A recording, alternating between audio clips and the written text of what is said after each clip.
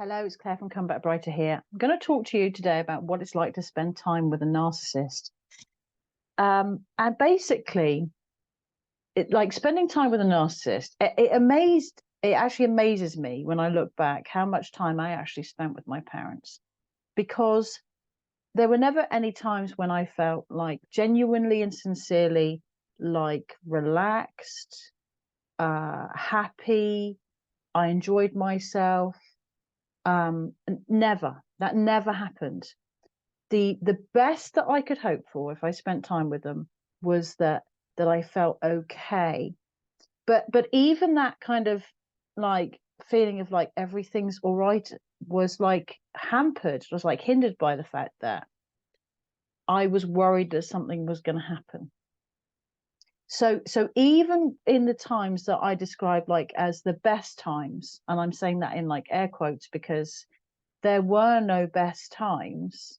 The times were only all right, but even then I was just waiting for something bad to happen. And if I managed to get through like the whole time that I spent with them without any unpleasantness, without there being like snidey remarks or tension or like rudeness from my dad, or like taking the mickey out of me or anything like that, then that was unusual. Because and that those were the times when I described it as okay. So what I really mean is like my level of accepting um you know time spending with somebody was like so low, because he would be happy if in some way he was ribbing me, in some way he would be taking the mickey out of me. And it would be done so cleverly, and it would be done, sometimes it would be like he was showing concern about me, or sometimes it would be like a family joke, if you like, which I never took as a joke. I was often upset by, but those were like the times when it was okay. Now I'm just like, what? So there was this kind of undercurrent of like insults and mocking and belittling, and but that was okay. But then there were the times when there were like the big rows, okay, and they were like more obviously deeply unpleasant, okay, because the whole thing was entirely contrived. It was never a row about something that I'd actually done that had upset him, or something that I'd said that had upset him. The whole situation was entirely created out of nowhere, because he wanted to be deeply unpleasant, and he wanted it to be my fault in some way. So it had to be my fault, whatever it was that he did. So it could be something that he said or that he did, and somehow it would be my fault that there was unpleasantness, and that was because I couldn't take a joke. I was being oversensitive. I was being dramatic. I was reading too much into it. All these things, it was always my fault, but it was the whole circumstance was entirely contrived. And I remember one occasion when we'd gone out for the day to the seaside, and this was like kind of like a bit of a treat. It was nice to go to the seaside, so we went to have a cup of tea, because my dad was this whole thing about always having cups of tea or cups of coffee when we were going out. And we went into this cafe, and he grabbed the newspaper, which he always did. Right, so point number one, he's with his daughter and his wife. He doesn't see his daughter very often. This is when I was an adult. Well, maybe once a week, maybe not even as frequently as that, but even then, right, I've made the effort to spend time with him, and he gets a newspaper. Now I'm like stunned by how rude that is, that he should be sat there with his wife and his daughter on a nice day out, and he gets a newspaper. Now this is what happens, like when you're looking back over these things, when you've healed so much, you're like, oh my goodness, how could I not see at the time how rude that was? How could I not see it? But I didn't. So anyway, he sat there reading the newspaper. I'm talking to my mum, and this is just normal. This is just what happened. This is just what I accepted every single time. And there was an article in a newspaper, and and it said, I can't remember the exact headline, but the gist of it was that teenage daughters cause heart attacks in their fathers. Okay. Now, by this time, my dad had had multiple heart attacks and actually had like a real terrible time when he had a heart attack, and it was so serious that he had to go in and have a triple heart bypass. And apparently, so the story goes, he was bumped up the waiting list for the triple heart bypass because in the time from when he had the big heart attack until the heart bypass, he was actually having a series of small heart attacks throughout that whole period of time. So he was real urgent. Okay, he was real urgent. So this was a big thing, and this was probably within a few years of him recovering from his triple heart bypass. And he shows me this article, and not only that, right? This is the depth that they go to, these people. This is how kind of malicious they are, how unpleasant they are. Is he showed me the headline of the newspaper, and then he said, read it. So I had to sit there in this cafe in public, reading this newspaper article, which was like, I can't describe what it was like, because it was like I was really upset. I was really upset that he thought that. I was really upset that something with that headline, that teenage daughters are responsible for heart attacks, he wanted me to read. And then I was like even more upset because not only did he point it out to me and draw it to my attention, he sat there and he watched me read through this article. And I didn't read the article because I knew he was watching me. He was like front row seat, right? He wanted to see me get upset. He wanted to see me well, cry, probably. Is it how I felt? Like, you know, kind of the lower lip wobbling, you know, like I'm being bullied here. This is the same sensation I experienced sat in that cafe with my father reading that paper as I had done when I was bullied at school. Okay. And he passed it over to me, and the way that he folded the newspaper, because I think he always folded the newspaper so he could read it, it was like flat in front of me, and he could sit right opposite me and he could watch my face as I read all through this article. Okay. So this is what they do. This is all the time. It's like ticking over in their brain. He loved it. He was absolutely delighted that this article happened to be in the newspaper. He was absolutely in his element because he could sit and watch me. My mum was quiet, whatever. We were in public. We were in public too. So that was like an added element of like, I couldn't, it was like more uncomfortable for me to be maybe getting upset in a public place than I might do at home, or I could have excused myself and probably been more relaxed at home than I might have been in a public place. So he had this, he relished it. He relished watching me. And then what happened? Not only that, right? So I was like, okay, that's interesting. So I gave it back to him, just still like, you know, like stunned. So what he was saying basically was that I was responsible for his heart attack. You know, not the like 20 years of smoking, not the not getting enough exercise, not the eating all the wrong kind of foods for him. It was me. It was solely me, right? The whole article could have been a complete like Mickey take, right? That it was actually counteracting what the headline was. But all I read was the headline. I couldn't get past the headline. So I just went through the actions of pretending to read the actual article and gave it back to him. And then when we walked back to the car afterwards, he did this really weird thing where there was 3 of us. So, and he had the dog. He always had to have the dog. This was part of his game as well. He would, if I was walking with him, he would either walk faster or slower.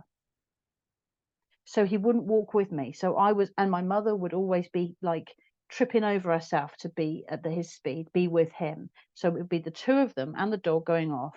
And then if I walked to catch up with them, he would either slow down or he would speed up. And in the end, it just that what actually happened was they walked on with the dog 2 or 3, 5 meters ahead of me, and I was behind.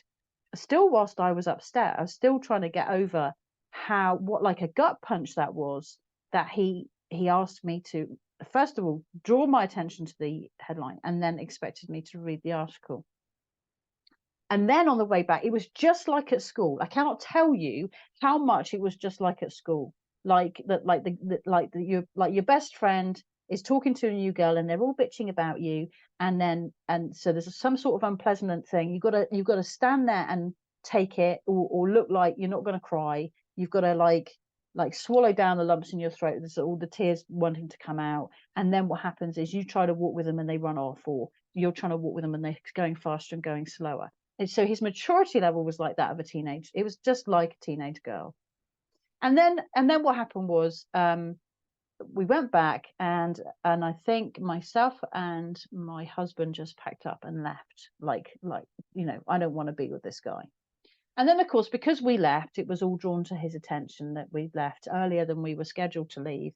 And so there was like kind of like the hint of a conversation about why this was. So I spoke to my mother and I said about the article. I don't remember what she said, so she probably said nothing, or she backed him up and said, oh. And then I don't know how long ago, how much later it was after that, but he wanted to know why we'd left early. And I said, because you made me read that article. Why did you make me read that article? And he said, right, my like thing at that time was like English language, right?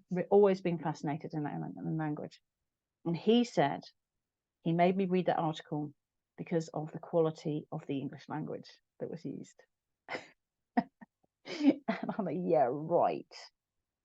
It could have been an article about, I don't know, tadpoles, or I don't know, cloud formations, but he didn't ask me to read that. He made me read the one about teenage girls causing heart attacks. So it had nothing to do with that, but he knew that his stab at me had hit the mark, because he knew that he'd upset me by showing me the headline. He knew that he further upset me by making me read the article, and then he knew that he further upset me by not allowing me to walk with them on the way back to the car. So it was all these things. And then of course I left early, so it's like, oh good, that hit the mark. And that's what these people are about all the time, finding the opportunity to cause the maximum amount of hurt that they can. That's all they're interested in. And so right. So this was an occasion when it was supposed to be a nice day out. And if that was like, to me, like one of the experience, I mean, it stuck with me. Okay. I didn't keep a journal during this time, which I regret now, but I didn't keep it, but it stuck with me because it was so deeply unpleasant. And we're talking about now, this must have been 10 plus years ago, maybe 15 years ago. So it stuck with me because this was the time when things were ramping up, when he was getting more and more unpleasant. So if I was having an okay time with him, these really deeply unpleasant things didn't happen. But even the normal time spent with him was unpleasant. I never relaxed. I never truly enjoyed myself. I was never really myself. I felt like I had to like wear this mask. I had to like let my like emotions be just nothing there, because he was so attuned to my micro expressions. He was so attuned to my emotions. That was what he's feeding off of. He knew that he upset me with that newspaper article. And then to compound it even more, he was like, well, let's push it. Let's see how far we can, how much we can upset her. Let's see if she'll cry in public. Let's see if we can push her to that. That's what he wanted. And so every single occasion that I had with him, I was waiting for this unpleasantness. Okay. And I would do all I could to avoid any unpleasantness, but actually it was completely out of my control, because he would use whatever he could to hurt me. Okay. So whatever situation it was, and it was always, in particular, the times when I was happy, I was celebrating something, there was something exciting happening in my life, he would contrive things so that there would be unpleasantness. So it was with my father, it wasn't so much like the overt rows, although the row came after this. because they went on and on and on for months, this did, because he didn't take responsibility for what he did. He just denied it. He said it was because of me being an English language student. He said it was because of what I might find it interesting, blah, blah. No way. 100% he did it to hurt me and upset me. 100%. And if it hadn't been that, he would have found something else to hurt and upset me, because that was the priority of his life, was to cause the maximum amount of misery to me. So when you're spending time with a narcissist, I want you to think about it, right? I deeply regret now how much time I wasted with my parents. I wasted that time with my parents. Perhaps part of me was hoping that maybe one day I would do something that would earn their love and approval. And I hoped that by spending time with them, I was like accruing credit in the bank of mum and dad. So they might not like approve of my partner or my job or whatever it was I was doing. But if I spend time with them, then that was like me putting something into the relationship that was like a credit. I thought that I got like brownie points because I was spending time with them. More time than my brother did, more time than anybody else did. I spent my time with them, and I thought that meant that I might be treated better. I thought that might mean that they might love me more. I don't know. They might approve of me one day. Still striving to earn their love and approval. But it was never, I've got to say, it was never great.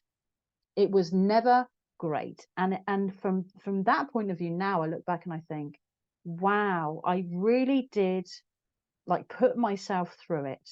Because even, like I said earlier, even the times when it was okay, right? The times when it was okay was when his unpleasantness was a little bit more concealed, a little bit more subtle. Okay, so it was just little digs that he had at me. Okay, because he was feeling like okay enough that he could just have a little bit of a dig at me, a little bit of a laughing at me, or belittling me, or whatever it was he was doing, insulting me, but really subtly done.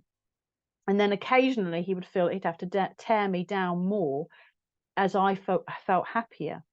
So if he knew I was like miserable, when I was miserable, it was the best times for him. My stressful times were the times that he relished, and he appeared to be supportive and loving and caring and give me advice and all these things. But really what he wanted was the front row seat to my misery. And then in the scale, as I got more and more contented, I did get, and I had things to celebrate, things that I was excited about. His behavior then would ramp up in exact correlation with my like happiness level, would his vileness level increase. So the happier I was, the more peaceful I was, the more joyful I was, the more I was excited about life, the more he had to contrive some sort of drama to tear me down. But conversely, if I was stressed, he could appear to be all the things that I needed to be, but he was still on the front row seat witnessing my misery. And he loved it. He relished it there.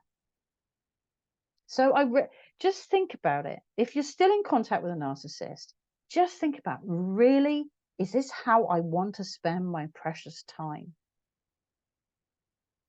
I hope this helps. If you need my help, just email me, Clare, comebackbrighter@gmail.com. Bye.